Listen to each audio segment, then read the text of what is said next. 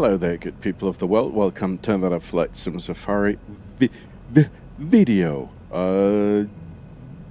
It's another leg of the World Tour, the Bush Divers World Tour. And today, as you can see, we're not in a Kodiak because I've switched planes, and today we're gonna fly a short, quick hop from the last destination that we ended up at, which was XMA. It's actually called, what's it called? Merrimack Airport, right?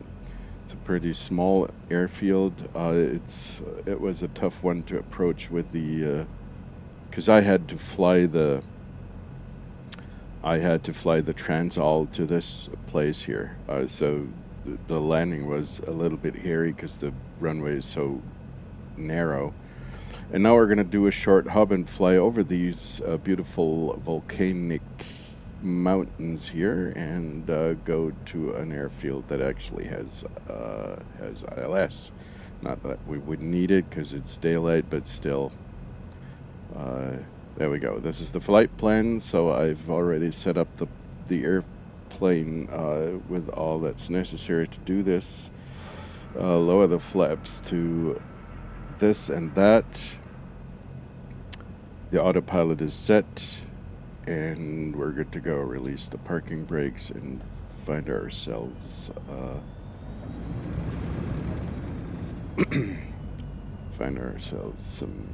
some way to go to the beginning of the runway. So the TransAll, I'm sure some people of you might know this plane, have heard of it. It's actually a military transporter, but it's also been used in humanitarian missions all over the place, all over the world. And this one here is the version from Azure Poli. I don't know how this is pronounced correctly, but it is an awesome plane. It's a little bit old-fashioned because I love, I love the Kodiak and I love the Garmin, the G1000. So this here is a little bit different, and the autopilot is also not all too precise and all that. So condition lever is forward. We've set the flaps, and let's take a look at the takeoff trim. We're gonna set to 1. There we go. We're pretty heavy. Oh, I have to put in the right amount of fuel here, because otherwise I'm gonna be punished. There we go. Load in. There we go. And cargo, we're going to have to add some more cargo to the back of the plane. Let's add 15,000. Is that good enough? Yep, that's good enough. Okay, so otherwise the bush tracker won't recognize what I'm doing, or rather not accept my parameters. So let's go ahead and take off.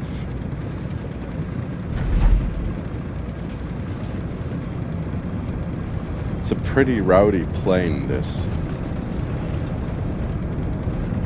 There is 80. There's 100. Come on, lady, fat lady. 120, and we can pull back on the yoke. Come on, come on, come on, come on. Yep, that was close. Here we go. Raised to here. Yeah, and when this thing is fully loaded, then it's actually a challenge to take off from short runways like this. And slowly raise the flaps.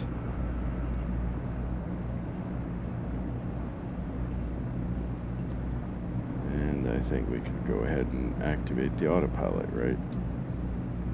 There we are.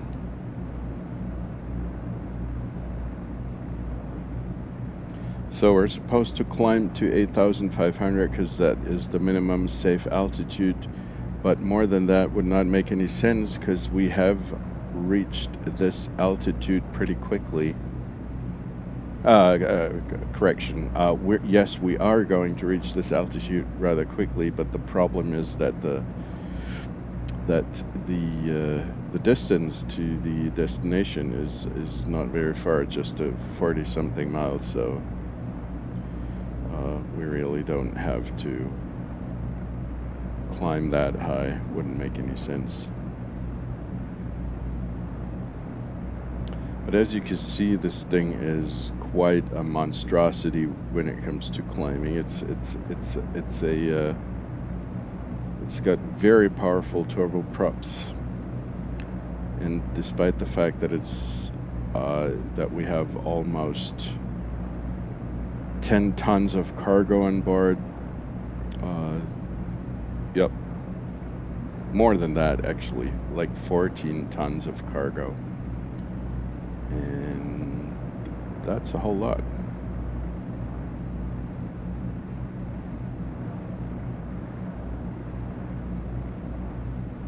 Look at the beautiful scenery down here.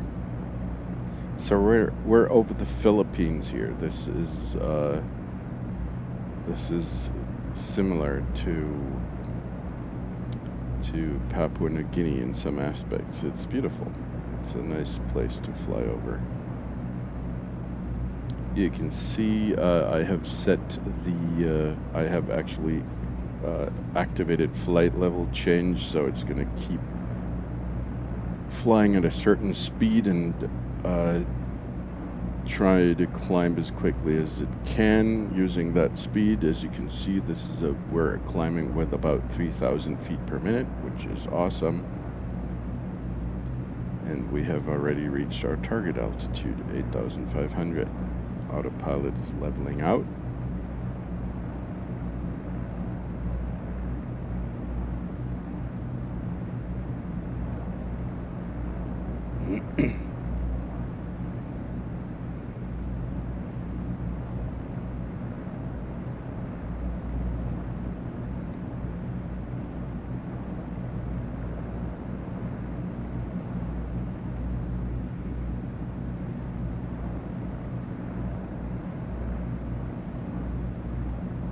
Okay, let's follow the flight plan, because for some reason I had another leg activated. So we're gonna fly to Ankin, that's the first waypoint, and after that we're gonna fly over the beautiful the volcanoes here, and then we can already begin to descend towards the destination because it's not that far away.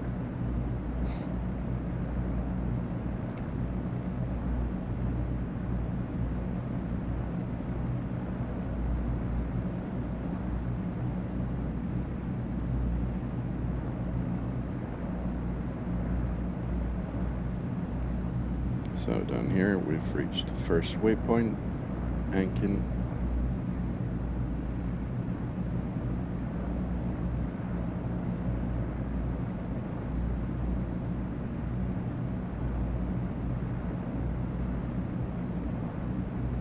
Reduce the speed a little here.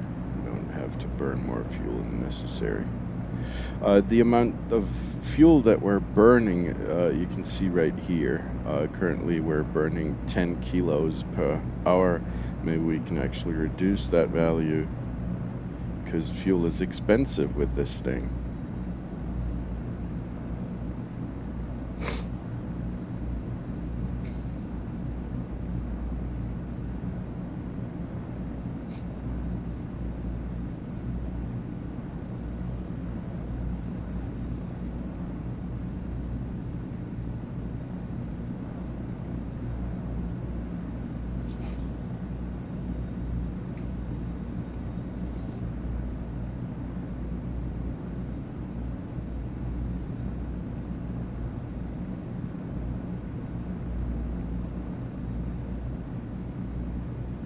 Actually, let's fly by hand. I want to fly through this little gap here.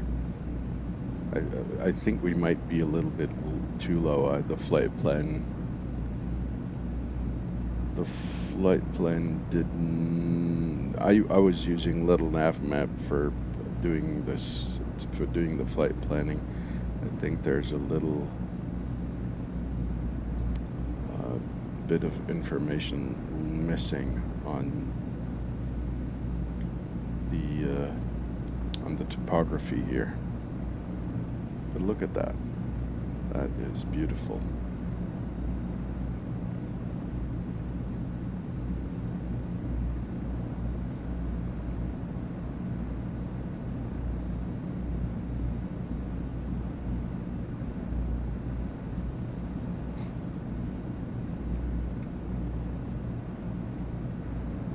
Alrighty, I think we can reactivate the autopilot.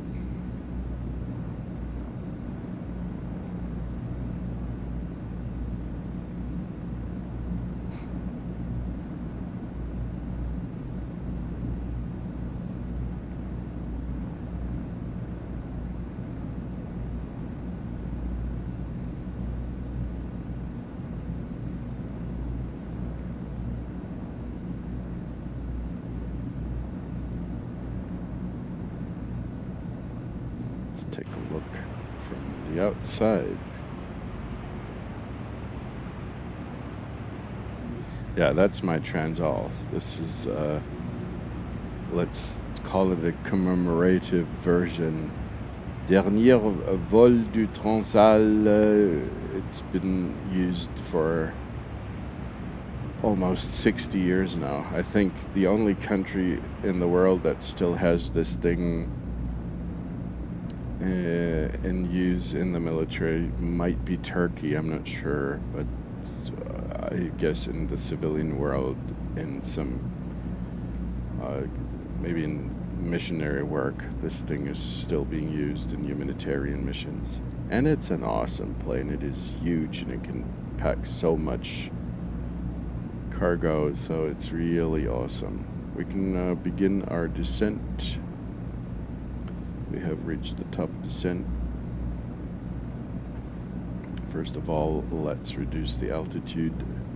The next waypoint is 1,600 feet, so we can set the autopilot to 1,600 feet. And slowly and steadily begin our descent toward the approach. Ding dong.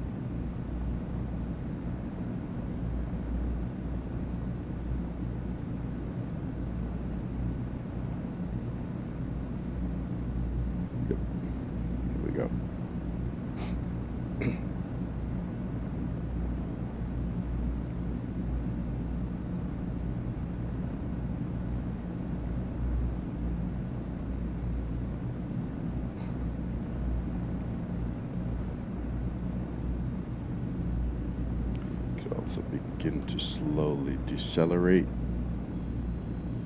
because we're not that far away really.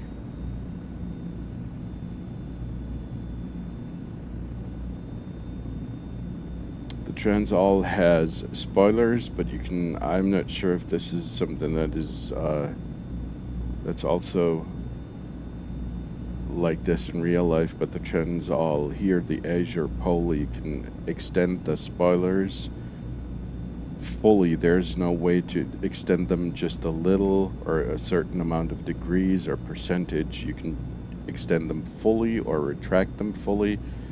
That's it, basically. So you're gonna have to manage. If you really need to use the spoilers, which only happens if you need to do very STOL-ish short takeoff and landing kind of missions, then you probably need the spoilers, but usually you don't.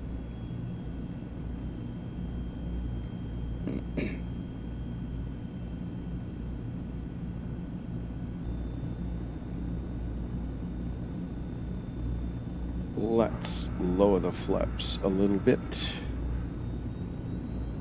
so the angle of attack doesn't have to be like this.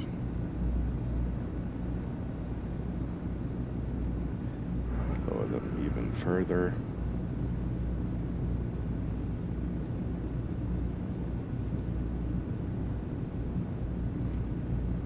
I haven't yet flown the TransAll a whole lot.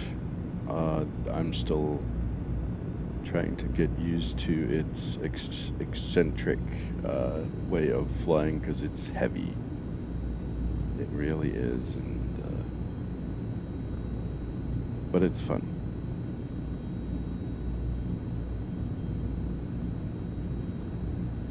It's a great plane.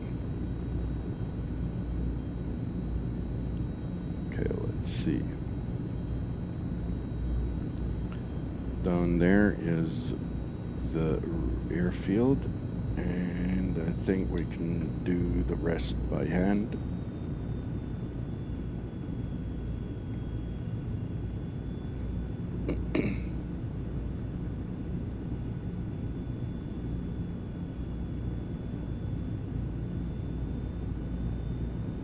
Lower the gear.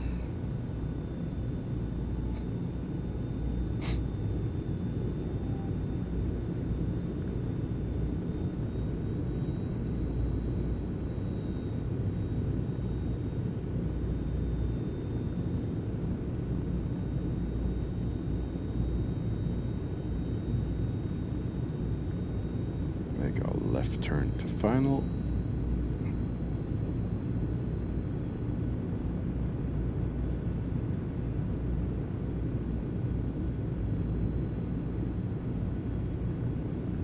Probably going to overshoot a little here. It's one of the things that I still have to learn. This is not a Kodiak, which turns on a dime. This is a big fat TransAll where you have to plan ahead a little bit.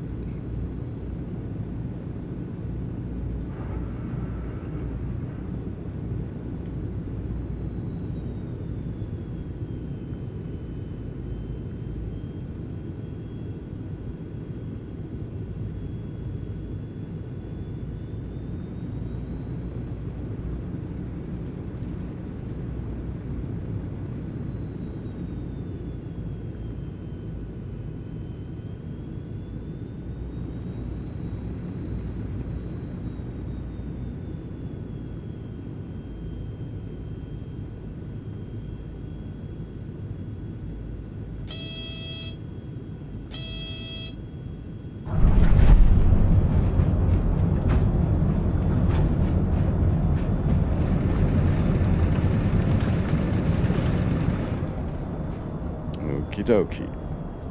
There's the flaps. Let's see, where are the parking lots? They are at the end of the runway, on the left-hand side.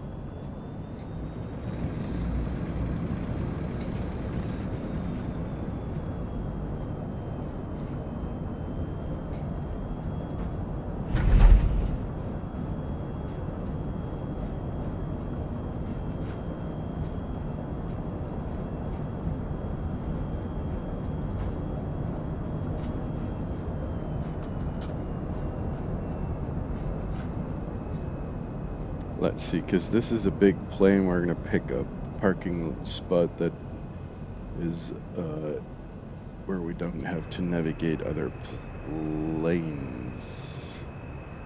This might be a good one here. Just park on the grass here.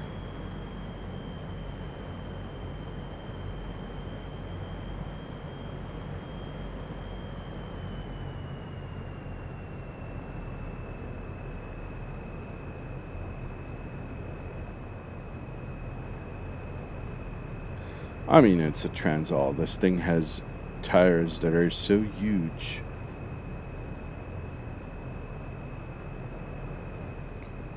Cut off, shut off, shut down. Now about those tires. Let me give you a closer look.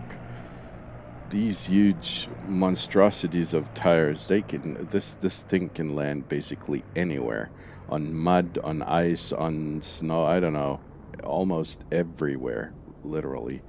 And this is one of the beauties of the TransAll. I really love this. So I'm going to have to get used to it. Because this is just awesome. That was it. short hop, and I'll see you on the next one, I guess. Take care.